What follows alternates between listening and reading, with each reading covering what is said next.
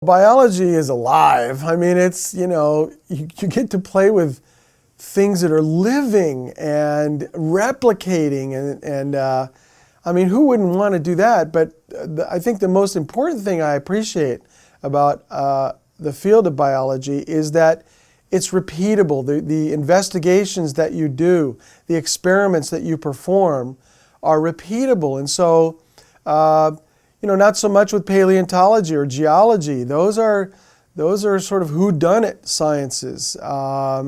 You're trying to find the culprit when all you have is a series of clues. But in biology, you can study over and over and over, and you can go deeper each time you study because you have a living system that you're working with. And so it's a repeatable science, and to me, that's more science than the other sciences are.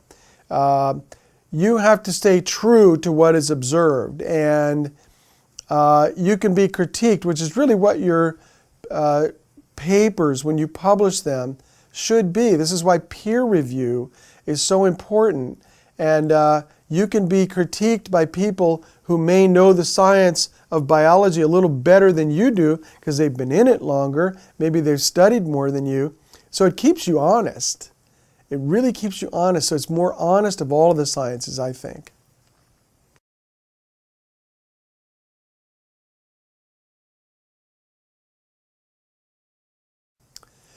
I've done a lot of work with microscopes in the creation evolution controversy. I've been involved in this for many years now.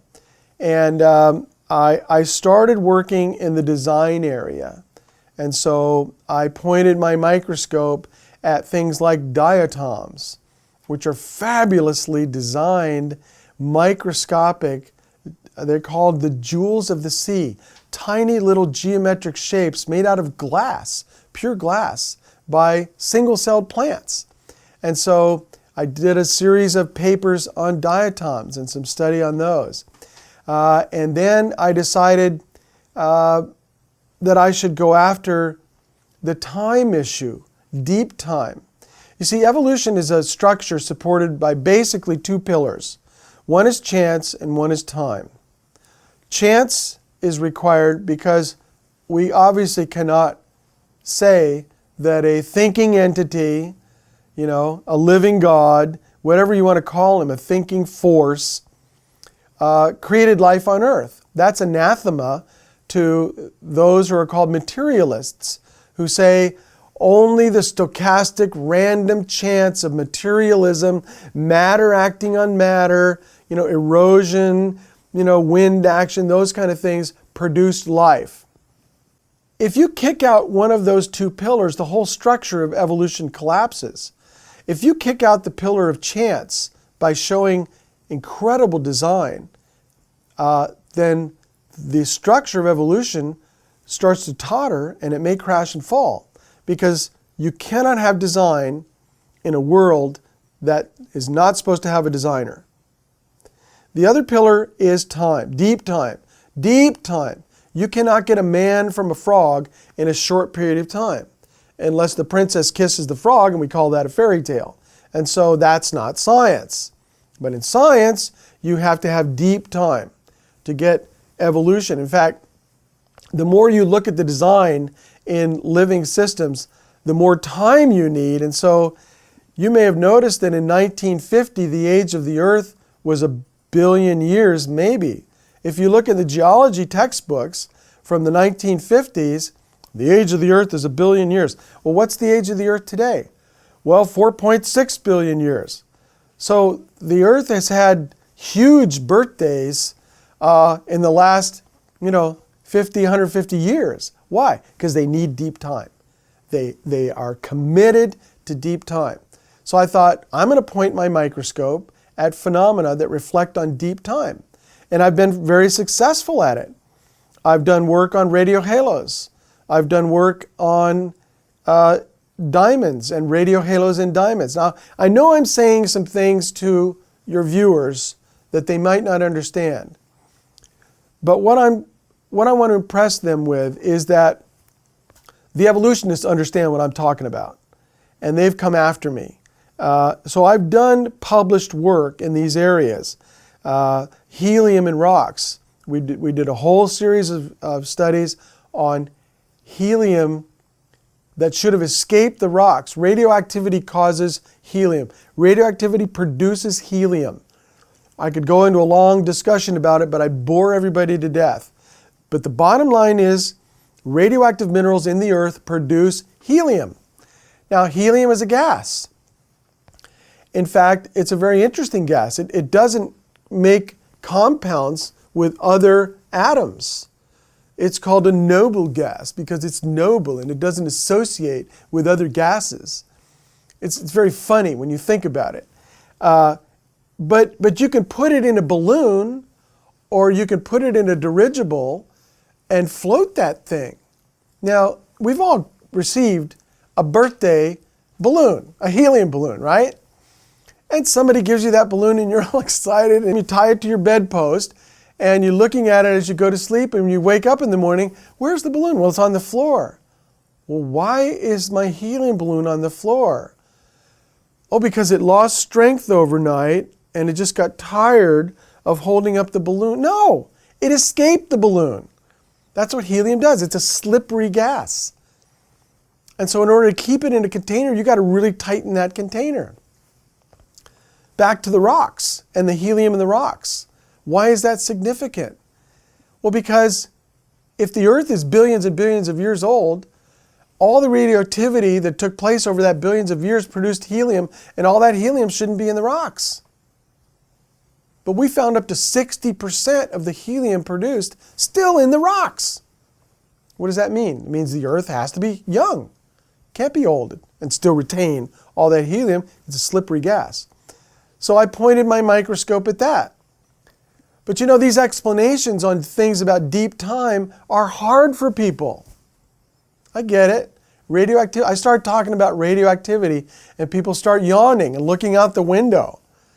I get that. And so years ago, I started thinking, well, what can I find that goes after deep time, but that everybody can understand? And then I started reading the work of Mary Schweitzer.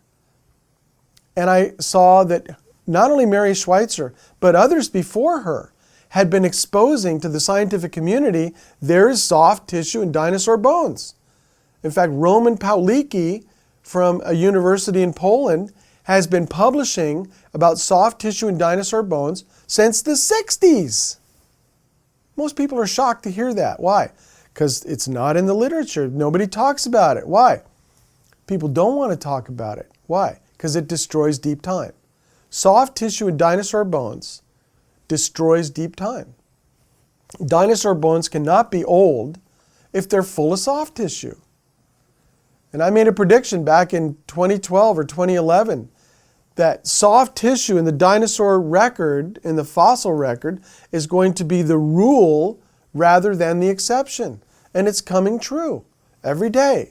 New discussions, new discoveries of soft tissue are coming about. And so I went after that pillar of time because I think that that is the linchpin.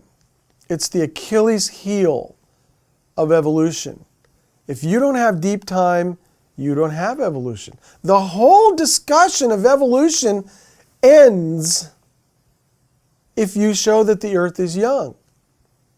Evolution you can erase it off the whiteboard because things like soft tissue and dinosaur bone, and we're not talking just goopy stuff. I've had these professors critique me and say, well, he found some goopy stuff. No. Look at the cells that I've been finding, the actual bone cells, and things that other people have been finding that show that no decay happened. Well, how is that possible? Even, I'm mystified because I don't even understand how these bones could be 4,000 or 4,500 years old or 5,000. We don't, when did the flood occur? I don't know. We have some guesstimates, but we don't know for sure. But even if the flood happened 1,000 years ago, why am I finding these kind of cells?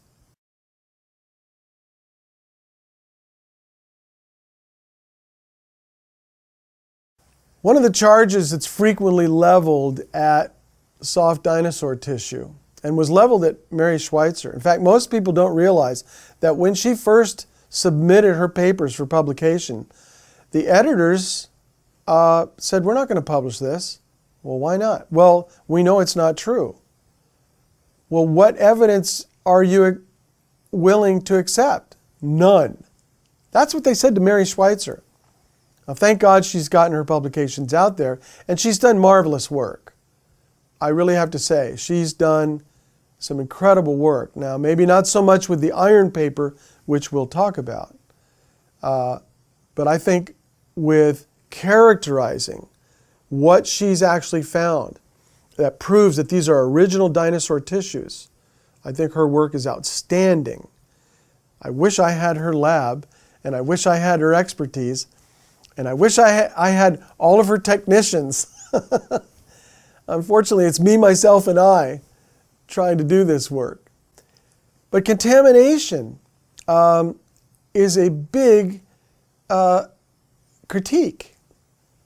Now let's understand this. The cells that we're looking at are bone cells. They are inside the bone. They're what make the bone, dissolve the bone, and refashion the bone. In fact, this is going on constantly. Your bones are under constant refashioning. Someone has said that your entire skeleton is replaced every 12 years. Completely replaced. What does that? It's these bone cells. Fabulous little cells that not only do this bone reshaping and repairing, they'll repair your bones. You know, you get a fracture, the doctor approximates your two bones together and puts a cast on you, and what happens? The bone cells get in there and they repair it. They're amazing.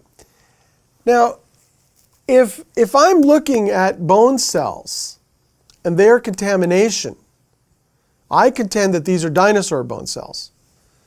People say, no, it's contamination. Now think through this with me, okay? You have a dinosaur bone, maybe on the surface of the Badlands in Montana, maybe a little bit below the surface.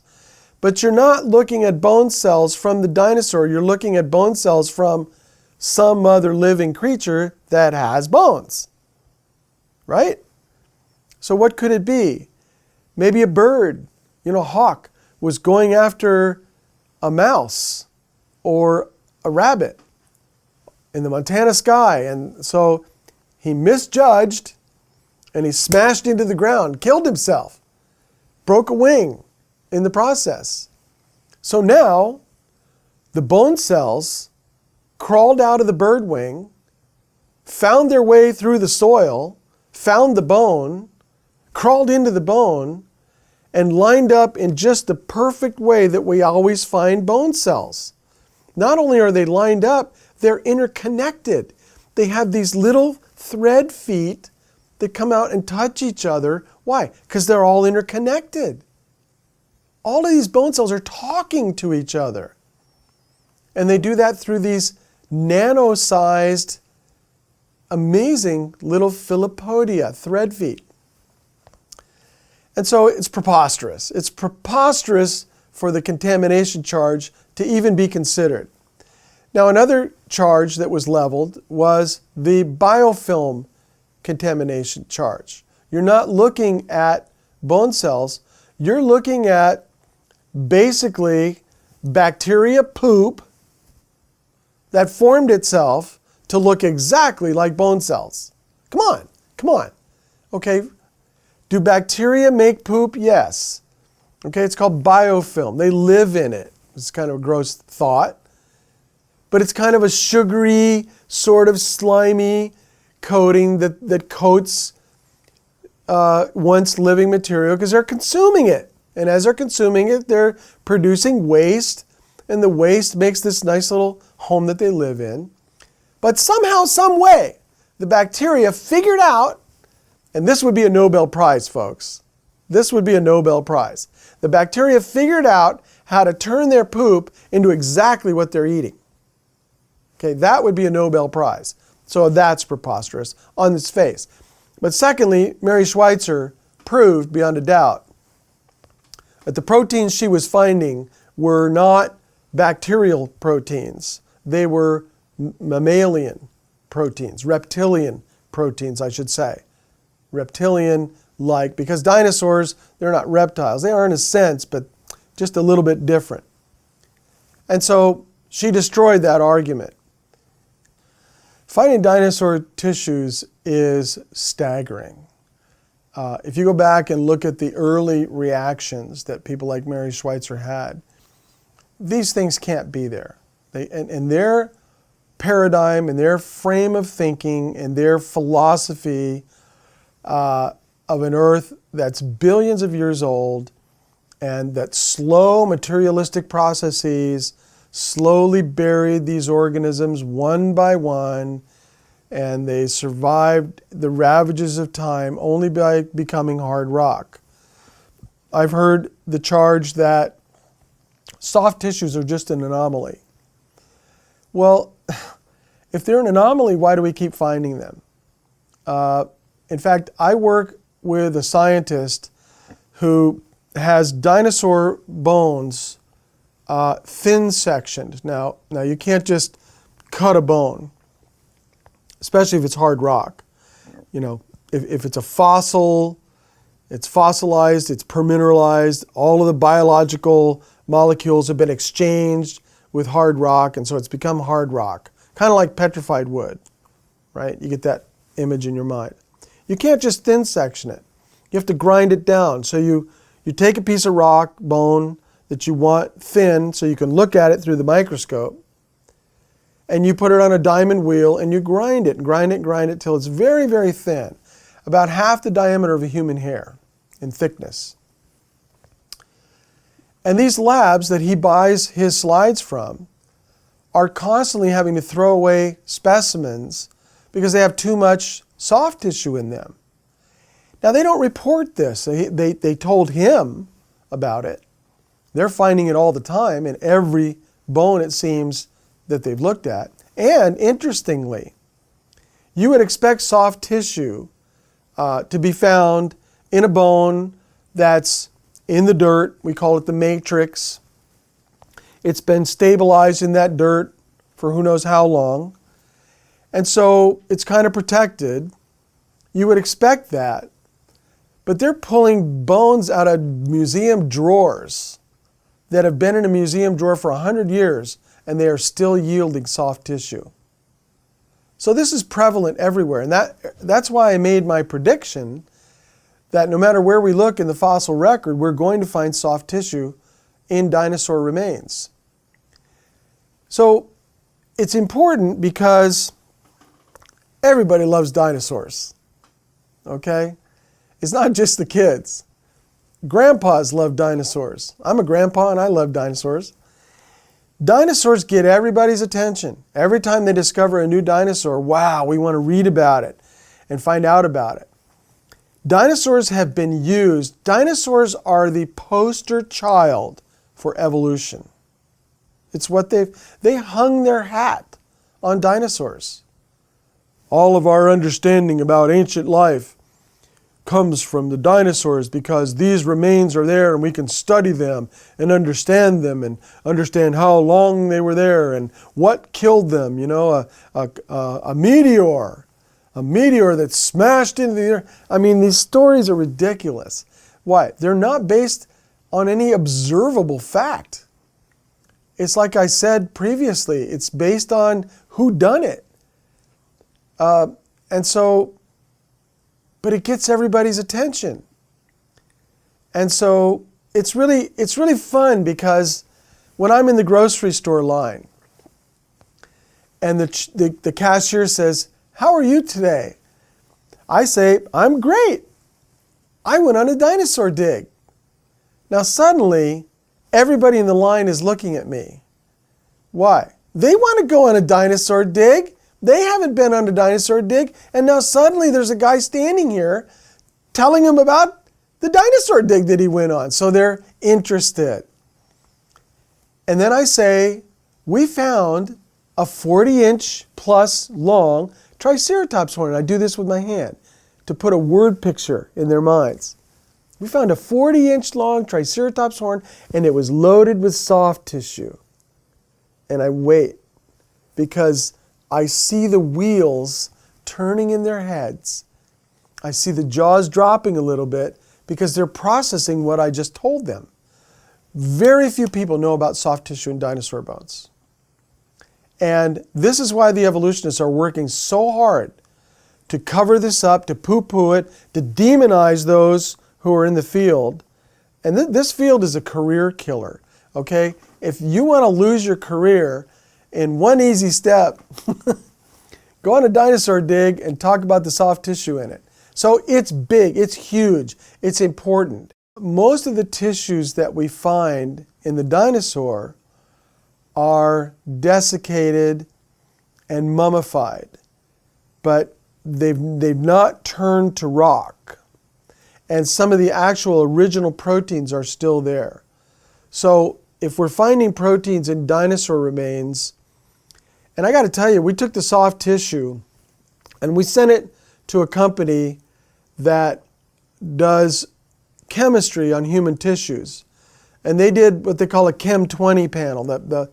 When you get your blood taken and the doctor says, I want to see everything that's going on, we did that and we found cholesterol and we found LDL and HDL. And we're talking whole molecules.